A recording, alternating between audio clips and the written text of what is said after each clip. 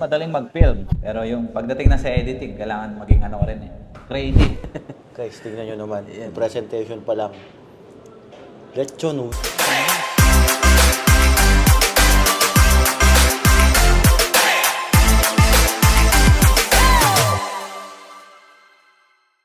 Okay. Alright, yan. Kaka-order po namin. Dito po kami sa Islas. Dito sa Main North Court. Filipino Barbecue and Bar. Yeah, resto bar siya. And anong merong itatagin natin parang just ngayong araw? Nandito tayo ngayon. Itatagay natin ang... Ano ba yan? Mojito. Mojito. But, May gin ba yan? Wala. Hindi ko pinalagyan kasi mainit pa. Nagsisinungaling. Meron yan. Alam ko.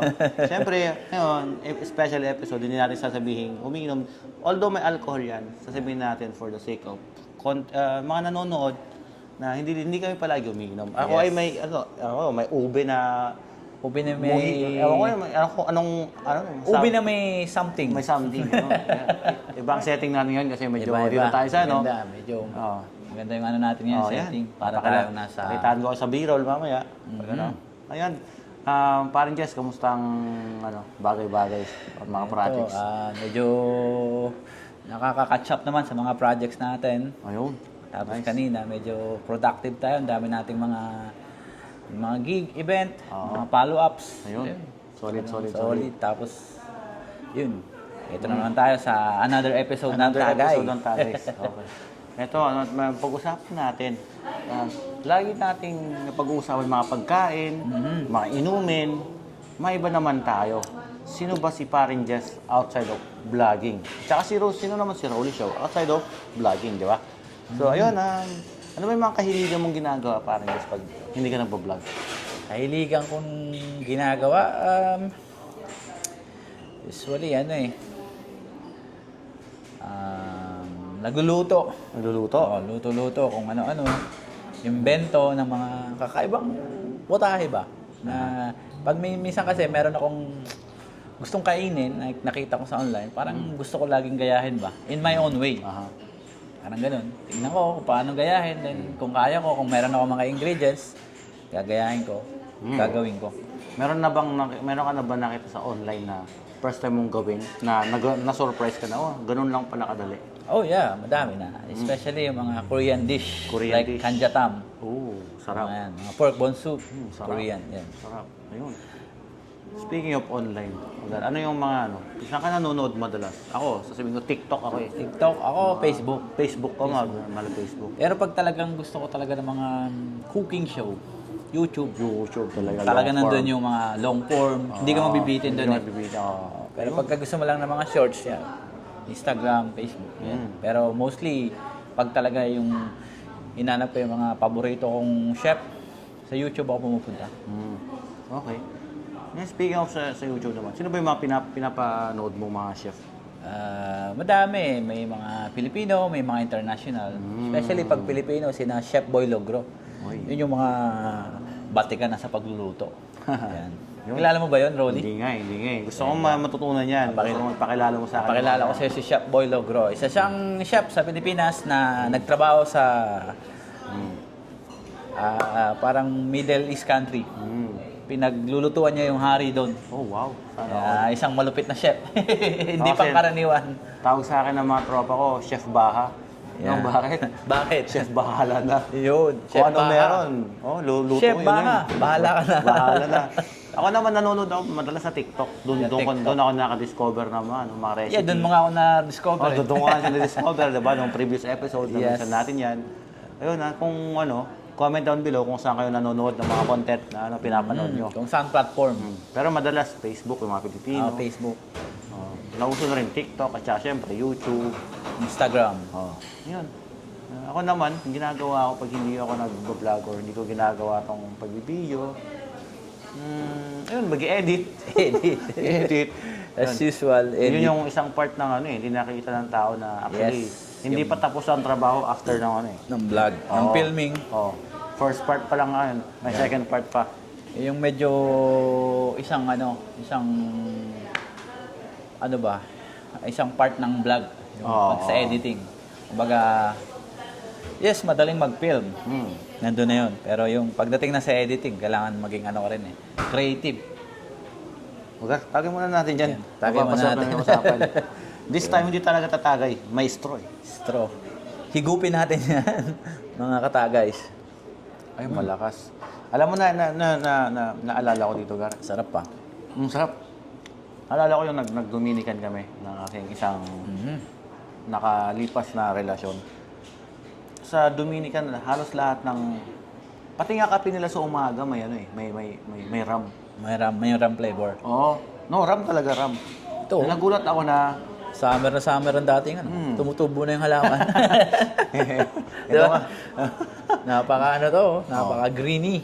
May kanya ba sa Pilipinas? May ano ba? May tawag dito. Ano ba yun? Mint? Mint ba yan? Yeah, mint. I think mint. Bango. Yun, speaking of yung sinasabi ko kanina, yun, parang naalala ko yung Dominican kasi gano'n. Ito, ube. Actually, nga lang nakakita ng ganito, ube na may something. Ito may foam on top. Parang unique. Whipped cream na may flavor na I think may doon kick. nakilala yung islas at sa tingin ko yung sa mga fusion ano nila eh. Parang Mga drinks. hinahaluan nila yung Filipino culture ng other culture. So, yun yung Pinagmimix no, nila. nabe-blend nila tsaka yun yung lumalabas na flavor. Yun, in 1 second, in a few minutes, bibigyan nila tayo ng order natin. Lechon wings. Lechon ng wings. Islas. Nakatikim na ba kayo ng guys? Lechon wings. Parang first time kong makarinig na, no? Oh, lechon wings. Kaya nga, di ba? Lechon wings. Speaking of ano nga, di ba? Speaking of mixing Filipino culture and non-Filipino culture. Yun. May wings ng ibang culture, tsaka ng lechon natin. So, Ayan. excited ako matikman ka. Yeah. Kakaiba yun, ha? Parang bago lang yun sa pandinig ko. Lechon wings. Yan. Ito naman, before vlogging, ano yung mga madalas mong pastime dati? Pastime, usually, pag summer, yan, mga camping. Mahilig ako mag-camping, sumama sa mga tropa. Yan, every weekend, fishing. Yung summer, Pero pagka winter naman, indoor, mga billiards. Yan, tambay sa mga dito, sa Mahilig ka pala Scarborough. tumusok. Tusok ng bola. Ngayon, tusok na ng fishball, no? Sometimes naglalaro ako ng PS5. Hilig ako Anong maglaro nilalaro mo? mga NBA. Although hindi ako masyadong naglalaro ng basketball, pero hilig kong maglaro ng basketball game No, sa madaming PS5. Madaming ganun actually. Yeah. Yung parang fan sila ng yung laro. Yeah. Kahit sa Pilipinas pa dati, talagang ang hilig kong maglaro ng mga PS, yung mga pa lang dati. Wala pang mga Wala pang yung mga Nabutan ko yung PS2 eh. Basta mga ganun. Naalala mo yun? Mahilig talaga maglaro ng NBA. Nakikipag pa ako dati, nakipagpustahan online. Kasi dati pwede, ewan ko kung ngayon pwede pa rin naman eh. Pwede ka makipag-online na Pero hindi ko nakabisado ngayon eh. Yung mga move, iba-iba na. Medyo high-tech na rin yung mga ngayon eh, galawan.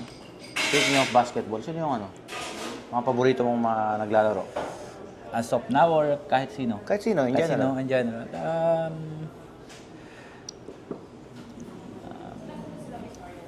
Huwag mo Yeah. sabihing Rolly Show.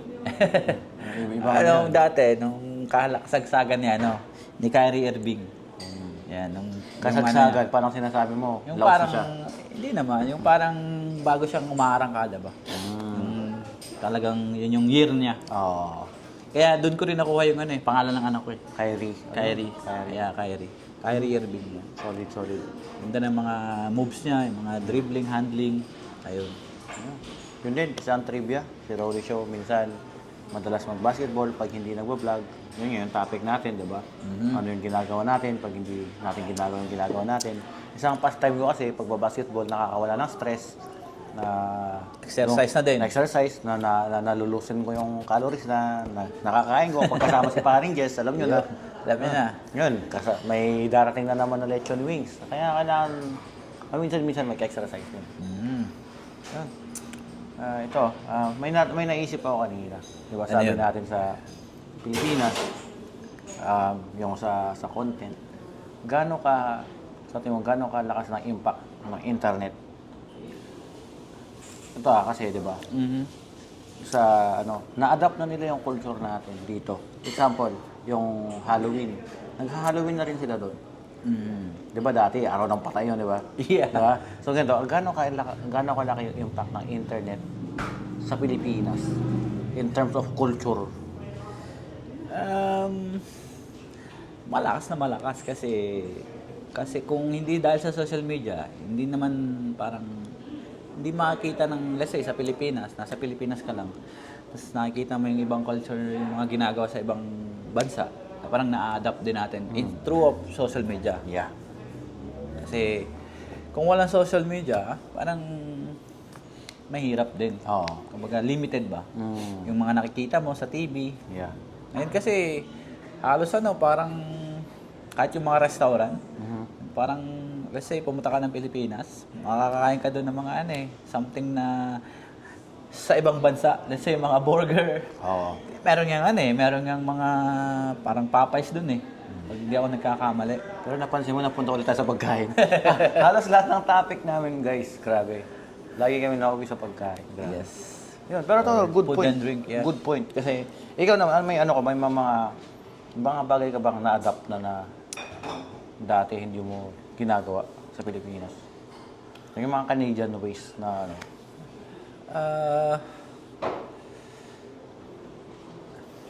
hulaan ko. Ano? yung paglimitasyon mo ng kanin. Ayun, oo. Diba? Yeah, kasi dati talagang lakas ko rin kumain. Lahat naman. Malakas na ako kumain ng kanin. Tapos nung dumating na ako dito, nakita ko, syempre yung weather, yung klima. Oo. Minsan ka lang pawisan dito Kailangan Especially pag winter. disiplina ka. Kumbaga, kailangan talaga ng disiplina. Kasi kung hindi mo didisiplinahan yung katawan mo, lalo na sa pagkain, pag talagang sagad ka ng sagad kumain, wala kang pakalam sa health mo. Kumbaga, yun. Oo. Disiplina lang din. Kaya kita mo, napansin mo sa mga vlog natin, talagang kahit gusto ko pa pero in my mind, disiplina, nililimitahan ko talaga. Kasi hindi lang naman yun yung kakainin natin, ang dami pa nating naka-line up. So talagang Tsaka, sa isip ko talaga, ito lang, yung hanggang dito lang ako. sa mga hindi nakakalam, especially mga taga-Pilipinas, ang winter dito talagang napakahaba, 4 to 5 months. Tapos minsan, hindi ka talaga papawisan. Nasa bahay ka lang. So, mahirap man maging disiplinado. May mga bago nga dito na dumating dito, maganda yung katawan. Tapos Yeah. mga 3 winters down, wala na. Parang napabayaan. Lumobo na, oo. Oo. So, yun, Sobrang pait ko rin dati, pero yun nga, syempre. lumolobo. Pero yun nga, maintain mo lang. Kasi, iba talaga yung dito Tapos yung pagkain dito, puro alam mo yun, hindi ka talaga more on ka dito nakaupo, sa bahay lang, wala kang ginagawa pag wala ka sa trabaho, di ba? Kaya, yun. Ako, hindi naman ako masyadong mahilig sa sport. Kaya, wala talaga. Hindi talaga ako pinapawisan ng todo.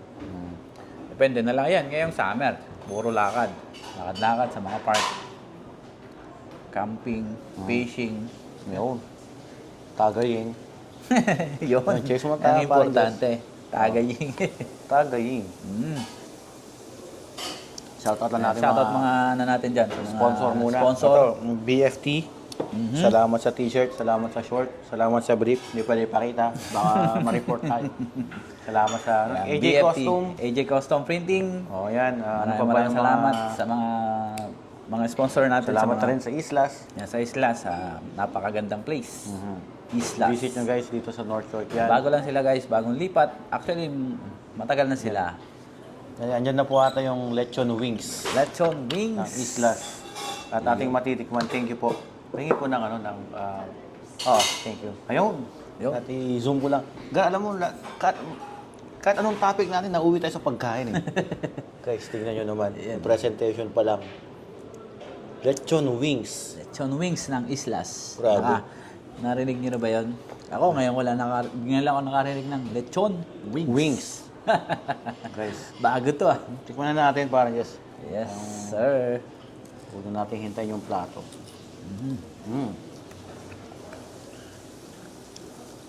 Mainit-init. Malutong. At malasa.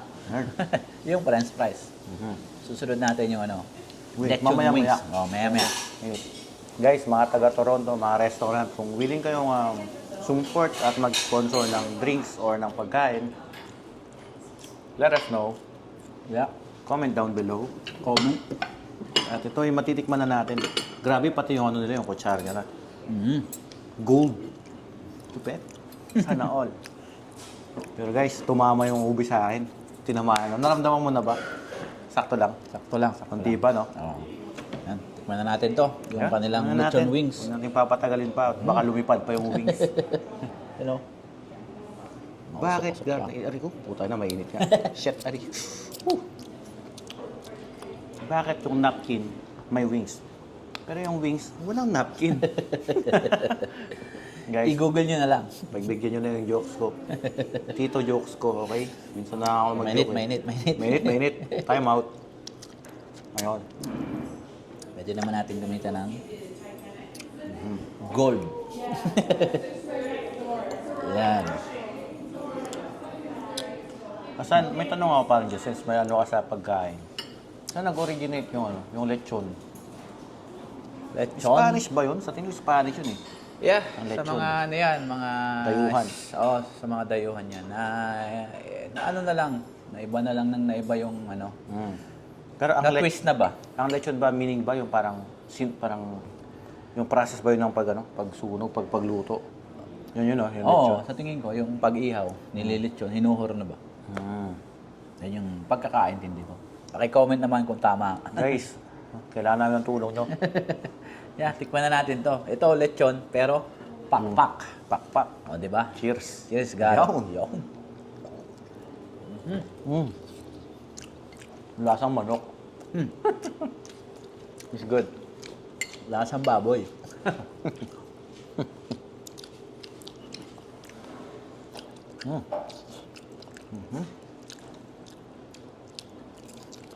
May lumalabas sa internet. Ano? About Kes Kastakli. Alam, familiar ka ba sa mga celebrity? Hindi sa mga... Sakto lang, oo. May mga ano. Nakikita ko sa feed ko. May nakita akong interview ni Bobby Ray Parks at si Zainab. Parang si Kastakli. Although wala na sila, yun. Nagdi-DM pa rin, nag-ano pa rin. May message pa rin. pa rin. Feel ko hindi siya maka-get over. Anong palagay mo sa sitwasyon na yun na napakawalan niya eh, di ba? Parang sayang eh, no? Siguro, Turnover. nagsisisi siya or hindi ko sure. Bakit niya gagawin mag-message pa rin? Or baka sa anak, dahil sa anak. Dahil may anak sila. That's one point. Hindi Pero- natin alam kung ano yung... Oo. Pero to begin with, ba't mo hahayaan pang dumating sa ganung point na, no, may anak na kayo. Tapos, paano nga ba sila naghiwalay? Yun lang hindi ko alam. May nag-cheat ba or something? Guys, pa-comment ulit. Guys, to be honest, hindi rin kasi kami updated sa mga... nakita ko lang din Sa mga article. showbiz. Yun, grabe. Napaka ano na nangyari. Kasi ang cute nila nung panahon yun, gagawa pa si Kastakli ng kanta, para kay Zainab, Para kay para sa Zainab. anak niya. Tapos ngayon wala na sila. Sa showbiz, grabe. Alam mo yung, hindi natin alam kung anong totoo, di ba? Yes. Pero, hindi yung kay Kastakli, hindi niya rin control kung ano yung lumalabas sa public. Yeah. Grabe, solid. Kung ano-ano ng mga lumalabas sa public, di ba? Hindi mo malaman kung ano yung totoo. Pero ang XB talaga, parang ano sila eh. Lapitin sila sa issue, lapitin sila sa drama. Alam mo ba yung kay Brando? tsaka kay Mainit sila, Hancho? mainit. Alam mo kay Brando tsaka kay Hancho? Parang naririnig ko lang. Parang nagkawatak-watak ata na sila, no? Matagal na. Akala ko nagkabalikan eh. Kasi ngayon parang nagbabalikan sila sa social media. Ang salita. Medyo magulo lang. Alam mo naman yung mga showbiz ngayon. Nakakalito. Kaya, guys, huwag kayong basta-basta maniniwala sa mga nakikita nyo. Madami ngayong gumagawa ng balitang hindi totoo. Especially sa social media, grabe. Mahirap makontrol ang isang impormasyon. Minsan, kumakalat. Pero iba yung impormasyon na kumakalat. Tarang may gumagawa lang for the views, for the content. Hindi mo sure kung alin yung totoo. Kasi dami nang gumagawa ng content na pinagkakakitaan yung ganito. Gagawa ng sariling content. Pag-uusapan si ganito. Which is, hindi mo pala totoo. Para controversial ba? Ikaw ba? Nachismis ka na rin ba? Nachismis ka na rin ba? Oo, nag-dismiss na ako. As a vlogger or as a in person? As a vlogger, kasalanan ko daw. Kasalanan ni paring Jess. Kasalanan ko. Marami na akong kasalanan Ano dito. yung mga pero naging kasalanan mo, Gar? Iba-iba kasi yun eh. Kasalanan ko dahil nandun sila, napapagastos sila palagi. Sa mga restaurant, kasi alam mo yun, na sinasabi ng mga tao sa akin, parang ang sarap ko daw kumain, natatakam daw sila, parang the next day, talagang pupuntahan daw talaga nila. Kasi the way daw ako kumain, Masarap ka. hindi ko sure. Hindi kayo mapagsabi yan. Guys, comment down below kung natikman nyo si Manager. Baka Tapos lumasan yun. yung ano dyan Tapos meron din naman nagsasabi na kasalanan ko, which is kasalanan ko daw. Hindi daw sila nasarapan. Okay. Ayun. Then, actually, hindi ko kasalanan yun eh. Kung ipapaliwanag ko sa mga viewers ko, kung nanonood kayo ng vlog ko, tapos may pinuntahan kayong restaurant na hindi kayo nasarapan, hindi ko kasalanan yun eh. Alam niyo kung bakit? Kasi, nakita niyo naman yung mga previous episode kung paano ako mag-vlog, yung proseso. Hindi naman basta vlog eh. Basta sabi ko nga, basta pumasok sa standard ko, bablog ko yan, isusupport ko yan. Pero pag hindi, tetender ko, hindi ko i-upload. Tapos Pero yun nga, kaya mo, Ilocano ka, Batanggenyo ko. Subukan mong, ito, example na lang. Subukan mong pakainin yung mga, hindi naman lahat, yung mga Batanggenyo ng papaitan, parang hindi nila masyadong trip. Oo. Kasi hindi sila sanay. Tapos subukan mo yung mga Ilocano, pakainin yung parang mga di-ketchup, yung mga yung ulam na di ba?